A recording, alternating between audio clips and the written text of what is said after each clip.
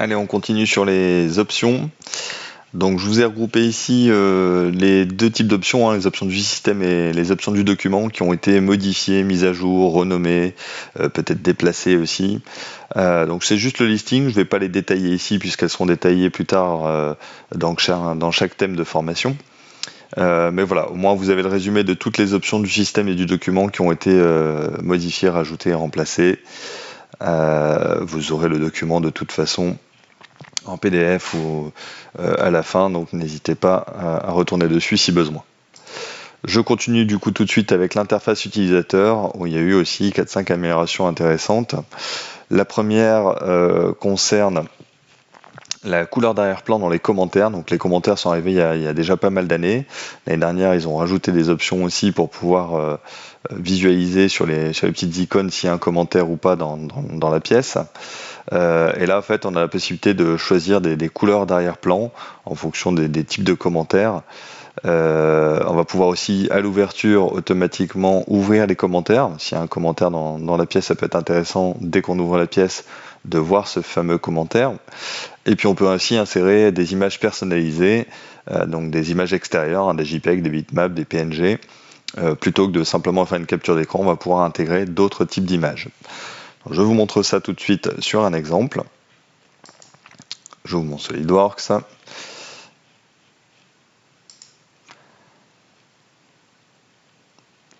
Donc dans cette pièce-là, on peut remarquer qu'on a deux commentaires de couleurs différentes qui ont été insérés à un moment donné sur la pièce. On peut les rééditer en faisant un clic droit, commentaire, et rééditer le commentaire. On peut les supprimer aussi par ici, donc ça n'a pas forcément changé. Et pour ajouter un commentaire sur une fonction, ne pas hésiter à zoomer sur cette fonction-là par exemple, faire un clic droit, commentaire, et on ajoute un commentaire. Donc ça n'a pas changé. Par contre, l'interface ici, effectivement, a changé. On va pouvoir mettre une couleur vis-à-vis de l'importance. Donc ici, on a une couleur qui est orientée de description, qui est plutôt jaune. Quand on se met dans le rouge, c'est une priorité élevée. Le gris ici est une priorité faible. Le vert est complet ici. Et puis le petit bleu pour un simple rappel. Donc si on veut faire un rappel sur par exemple un cordon de soudure qu'on doit rajouter ou autre, on se met dans cette petite vignette bleue, on peut rajouter le commentaire, ajout des soudures. Voilà.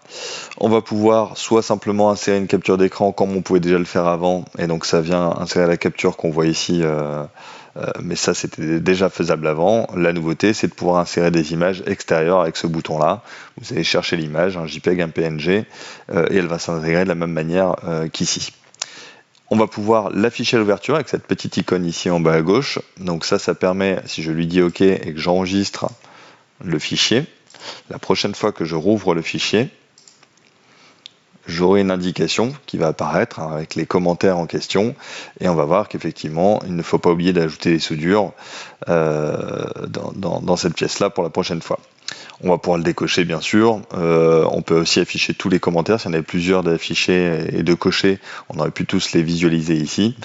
Et puis voilà, donc ça c'est une nouvelle fonctionnalité, 3-4 petites nouvelles fonctionnalités intéressantes dans les commentaires. Donc on continue avec le nommage de fichiers. Pour garantir la compatibilité avec la plateforme 3D Experience, il est désormais interdit de mettre des espaces devant et derrière le nom du fichier. Donc c'était possible dans Windows avant, donc ça ne dérangeait pas plus que ça. On le voit bien ici. Par contre, maintenant, ça va se supprimer automatiquement. Ça sera interdit de mettre des espaces devant et derrière le nom. Rétablissement des paramètres par défaut. Donc ça, outil intéressant aussi pour réinitialiser complètement toutes les options, toutes les petites cases qu'on aurait pu cocher, toute l'interface qu'on aurait pu modifier.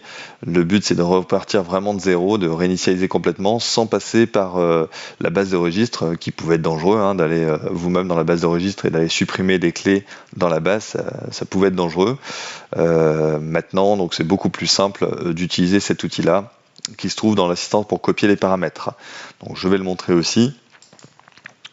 Assistant pour copier les paramètres. Donc rien n'a changé sur l'enregistrement et la restauration des paramètres qu'on aurait pu faire auparavant. La nouveauté, c'est cette case-là, réinitialiser les paramètres, on fait suivant. Il nous demande de valider si on veut vraiment tout réinitialiser, et ça part de zéro. On peut faire une sauvegarde aussi, bien sûr, avant de réinitialiser. Et on retourne à un SolidWorks comme si on venait de l'installer complètement propre. Donc même principe, beaucoup plus intéressant de le faire par ici que d'aller dans la base de registre. Dernière nouveauté concernant ce thème, l'affichage du nom des composants dans la partie à gauche, dans le Feature Manager. Vous avez des options d'affichage qui pouvaient être modifiées dans les assemblages, dans les pièces. Donc on pouvait mettre le nom ou la description de la pièce dans l'arbre. On ne pouvait pas encore le faire dans les mises en plan, donc c'est chose modifiée dans cette version 2023. On fait un clic droit sur le nom du fichier, on peut lui demander à partir de maintenant de ne plus afficher le nom du composant, mais plutôt la description du composant. Pour ceux qui renomment les fichiers avec des numéros et qui mettent une description, ça peut être plus intéressant et plus visuel d'avoir la description plutôt qu'un nom avec un numéro. Donc voilà, ça c'est chose rajoutée sur cette nouvelle version 2023.